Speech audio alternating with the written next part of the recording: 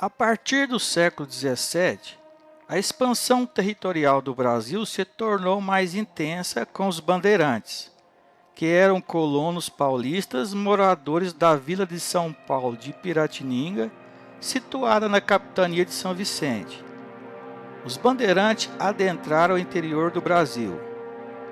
A capitania de São Vicente, desde o início do século XVII, vinha perdendo força econômica e a vila de São Paulo de Piratininga, situada depois da Serra do Mar, por volta de meados do mesmo século, passava por dificuldades, onde o povoado era pobre. Diante disso, os paulistas, homens rudes, acreditavam que a saída para a pobreza do povoado estava no interior, no sertão. Assim, eles organizaram expedições particulares, chamadas de bandeiras, para adentrar o interior e assim atacar e capturar indígenas para vender como escravos em alguma grande propriedade ou até mesmo para usá-los como escravos em plantações de trigo ou outra cultura agrícola em São Paulo de Piratininga. Para isso, os bandeirantes, que são considerados bandoleiros, atacavam e destruíam as missões dos padres jesuítas, que estavam no interior e que catequizavam os nativos. Atacavam e matavam para aprisionar muitos índios.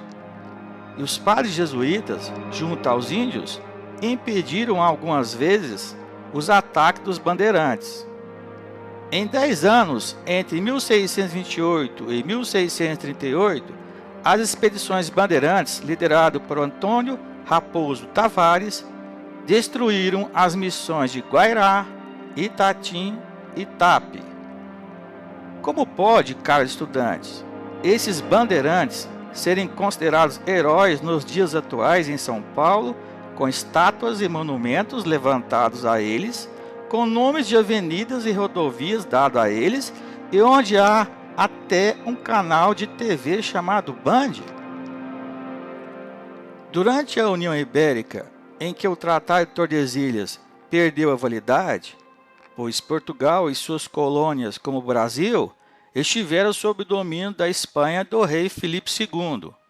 Os bandeirantes adentraram também as colônias espanholas para capturar índios. Além do apresamento de indígenas, os bandeirantes organizaram expedições para procurar no sertão ouro e pedras preciosas. Os bandeirantes, em suas idas e voltas pelo interior, onde enfrentaram dificuldades, fundaram povoados e vilas em Mato Grosso, Goiás, Paraná e principalmente em Minas Gerais, com a descoberta do ouro e pedras preciosas. Vila Rica, Sabará, Diamantina, São João del Rei, entre outras. Dessa maneira, os bandeirantes contribuíram para a expansão do território brasileiro para além das fronteiras do Tratado de Tordesilhas.